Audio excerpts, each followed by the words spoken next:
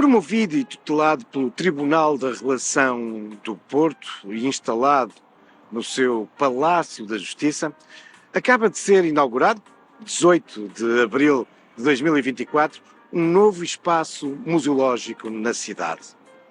O Museu do Conflito. Curiosa designação esta, mas para a entendermos e para conhecer este novo museu, o melhor mesmo é irmos conhecê-lo.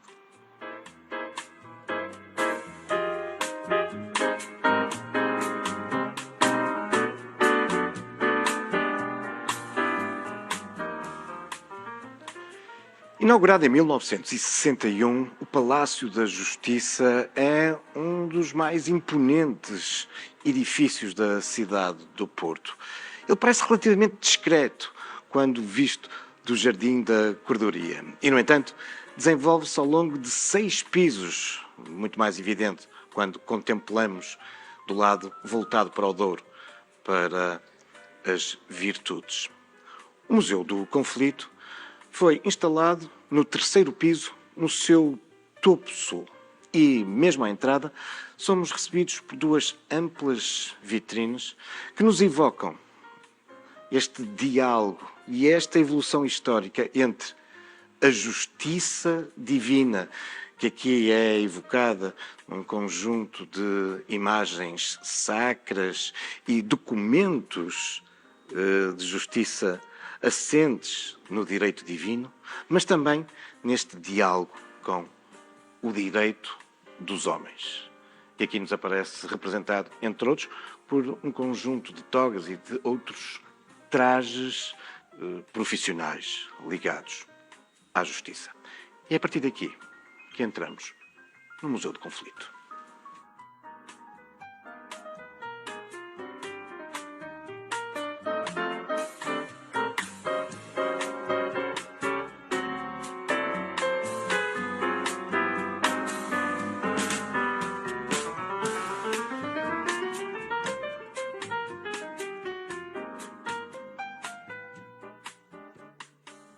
E já no interior do museu vimos a conversa com o juiz Igreja de Matos. Ele é o presidente do Tribunal da Relação do Porto, a instituição que tutela este museu, logo o responsável máximo deste museu.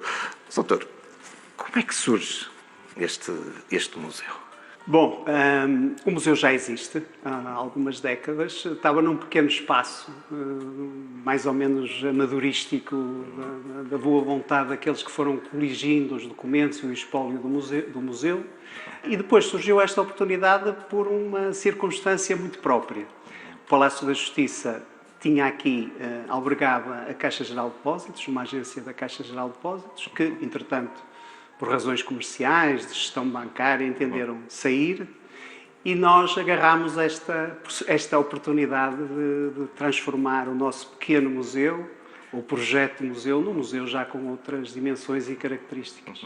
Era a Sala-Museu Judiciário, não é? E agora temos o Museu do Conflito. E eu não posso deixar de lhe perguntar porque esta designação, até porque sei que o Sr. Doutor foi quem se lembrou desta designação. Porquê?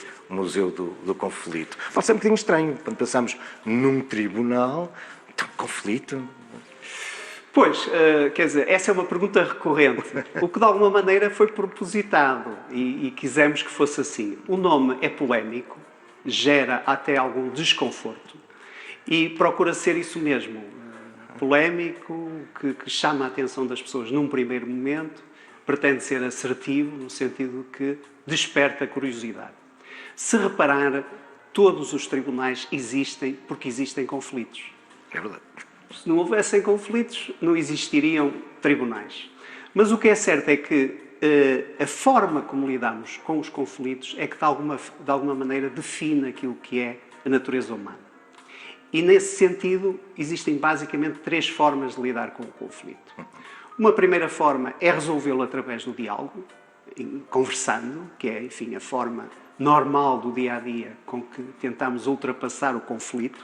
Pode ser da mais pequena questão, qual é o restaurante onde vamos hoje, que filme vamos ver ao cinema, o casal discute, e depois, em diálogo, decide qual é a melhor opção. pode ser um conflito mais complexo, que as pessoas não conseguem ultrapassar. Um conflito que obriga à intervenção de um terceiro, o tal terceiro imparcial, que é, por definição, a figura do juiz.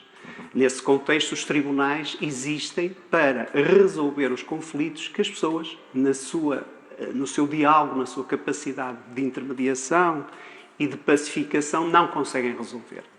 E então avança uma solução civilizacional. Os tribunais são uma conquista da civilização, em que, através da racionalidade, do direito, da lei e da capacidade técnica daquela pessoa que foi formatada, foi formada para resolver conflitos, irá proferir a decisão. E qual é a terceira alternativa? Qual? A lei do mais forte. Pois. A violência, a guerra. É que realmente o tribunal, neste sentido, é um fator de paz. É aquele último instrumento a partir do qual apenas resta, enfim, a violência, a agressão. A lei do mais forte. E a lei do mais forte, exatamente. E por isso, embora se chame Museu do Conflito, e falo de forma assertiva e polémica e assumindo o nome, que aliás já foi de alguma maneira copiado, porque fui contactado pelo Poder Judicial argentino, no sentido de se eu me importaria, ou se o Tribunal da Relação se importaria em utilizar o nome para um museu do Poder Judicial que vai ser feito na Argentina e que se chamará provavelmente o Museu do Conflito Humano. Mas este nome, de alguma maneira, inicia a aproximação ao museu, sendo certo que o museu tem uma mensagem de paz, de tolerância, de diálogo. Aliás, o museu termina com uma frase, uma passagem em que se diz justamente isto. Ao sair por esta porta, mensagem dirigida ao visitante, que assuma um compromisso de procurar um mundo mais justo e pacífico. Ou seja, iniciamos com o conflito e terminamos com esta ideia de paz. E a importância dos justos. E a esse propósito, o museu também nos apresenta aqui um poema que também foi o autor que escolheu. O poema é icónico para quem trabalha no mundo da justiça.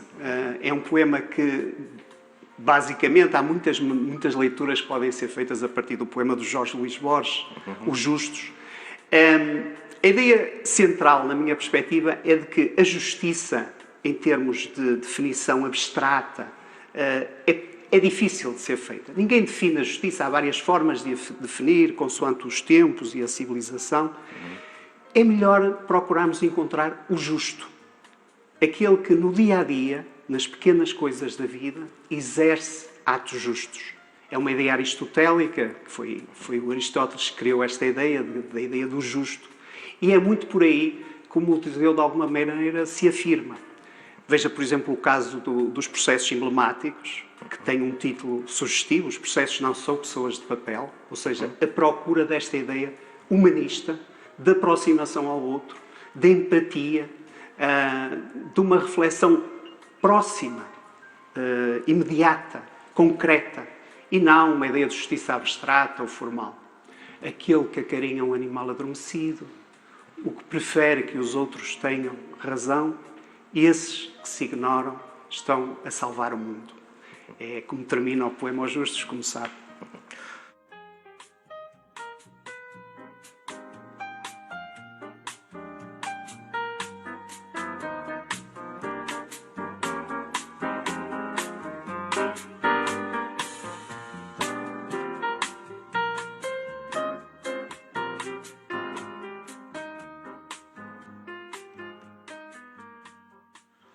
Atrás das grades. Enfim, o destino de muita gente que, ao longo dos séculos, foi passando pelo Tribunal da Relação do Porto. Alguns aguardando atrás das grades a resolução dos processos, outros depois condenados e presos na cadeia da Relação do Porto. O Museu do Conflito apresenta-nos alguns dos mais famosos processos que ao longo dos tempos passaram pela Relação do Porto. Mas, contextualizando-os, afinal, como nos sublinha este núcleo do museu, os processos não são pessoas de papel.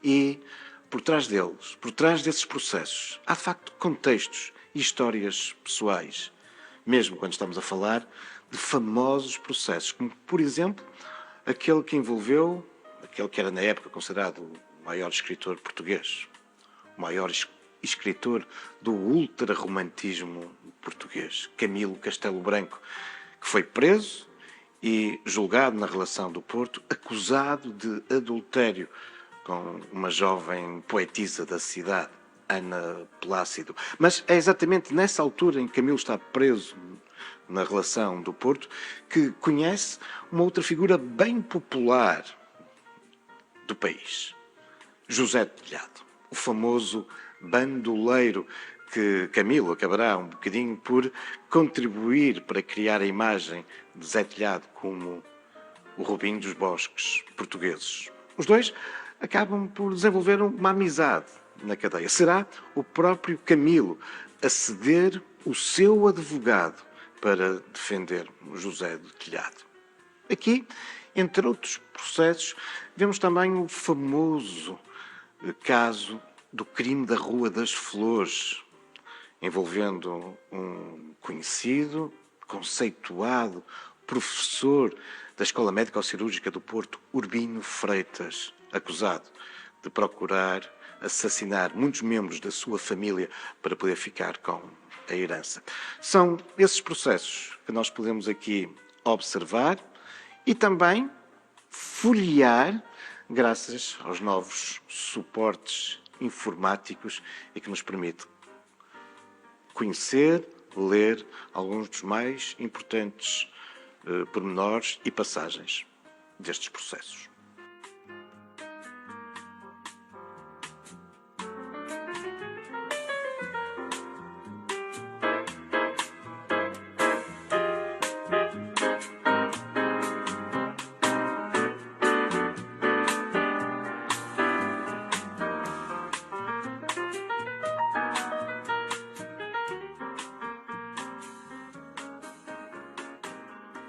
E num outro recanto do Museu do Conflito, vimos agora ao encontro de Susana Faro, ela é curadora do museu.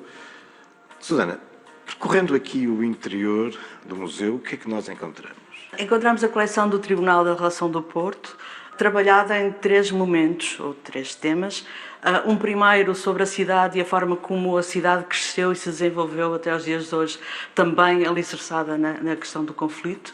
Temos uma segunda parte em que abordamos a questão dos processos individuais e da gestão individual do conflito, tem ele maior ou menor visibilidade pública, seja mais ou menos mediático. Sim, aqui há alguns casos bem mediáticos. Sim, aqui há alguns casos bem mediáticos, mas sempre na perspectiva de que as pessoas são muito mais para além daquilo que é o processo que as levou a tribunal, ou que as envolveu, o conflito que as envolveu com o sistema judicial. E por isso este tema, demos o nome de processos, não são pessoas de papel.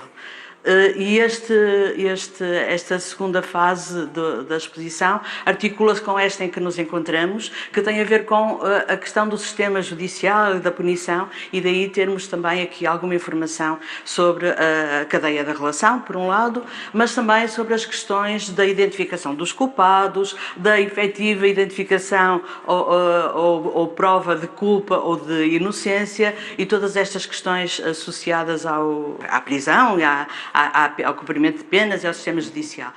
Num terceiro e último momento, falamos da questão da justiça hoje e do que se nos afigura que seja a justiça no futuro. Bom, além dos objetos, para lá dos documentos, há aqui uma série de estratégias museográficas, algumas até algo surpreendentes, decorrendo-se das novas tecnologias. Sim, há uma que é analógica, mas começava por ela, que é ao sairmos da cidade.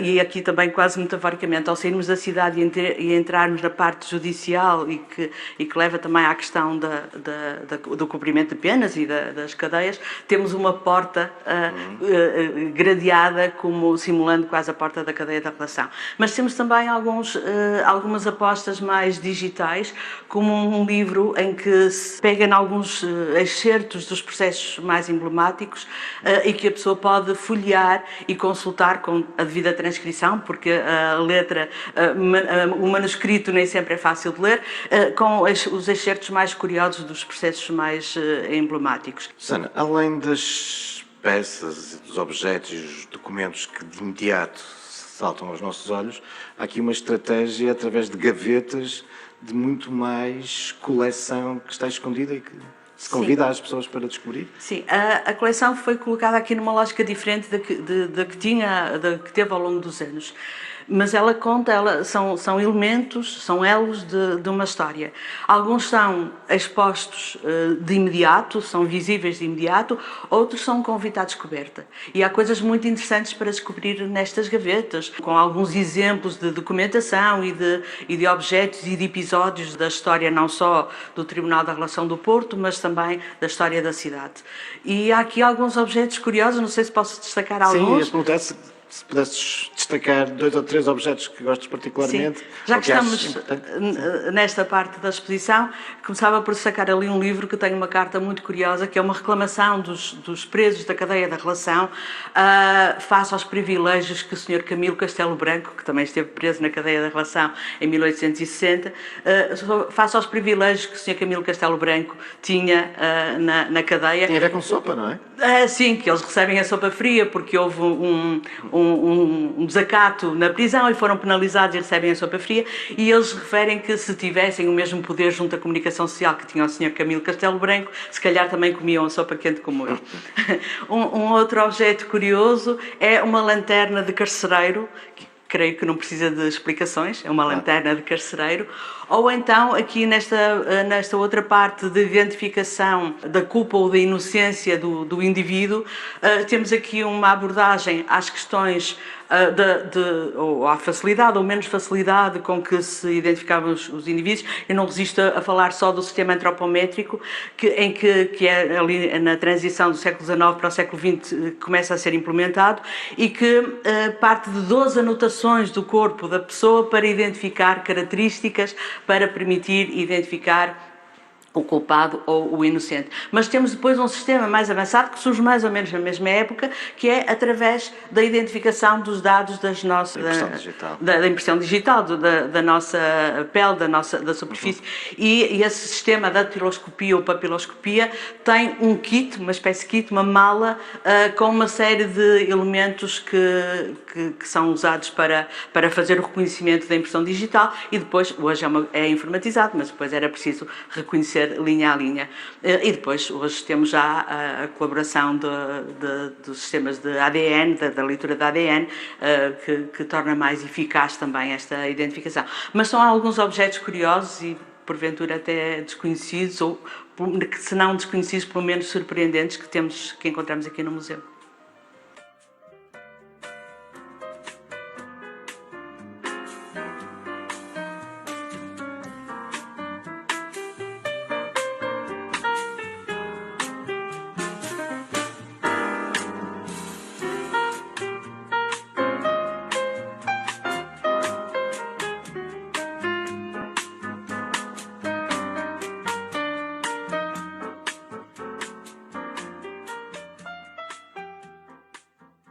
Doutor, este é um museu que nos evoca muito do passado, do país, da cidade, em torno da sua relação com o conflito, mas é também um espaço museológico que nos fala do presente e do futuro, dos grandes desafios da justiça. É verdade.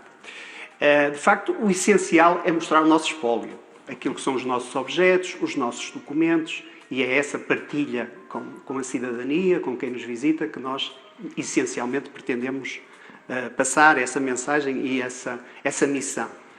Todavia, entendemos que também faria algum sentido, juntamente com os curadores da exposição, que esses sim é que são os verdadeiros cérebros de tudo isto, entendemos que seria interessante passar, até por uma questão pedagógica, que nós temos muitas visitas de escolas, de jovens, adolescentes, estudantes universitários, passar também uma imagem sobre o que é a justiça hoje, e aí afirmamos princípios absolutamente decisivos para o Estado de Direito democrático, a separação de poderes, a independência dos tribunais como fator, de alguma maneira, de assegurar que todas as pessoas sejam tratadas por igual quando se dirijam a um tribunal. As questões da igualdade do género, por exemplo, com a primeira mulher juiz, uma conquista do 25 de Abril, que poucas pessoas se calhar se lembrarão, mas a primeira mulher juiz é de 1977. E hoje? E hoje são claramente a maioria, o que também diz muito da capacidade que o país teve, de alguma maneira, de conseguir encontrar o seu caminho numa lógica democrática, de igualdade, no caso de igualdade de género. E temos também um segmento sobre a justiça do amanhã, em que falamos de algoritmos, machine learning, falamos de inteligência artificial, sempre numa perspectiva humanista. Mais uma vez, fica a conclusão de que, independentemente da máquina, a justiça exige sempre um olhar humano, um olhar próximo, um olhar que se identifique com o outro. E essa é uma mensagem muito importante para nós.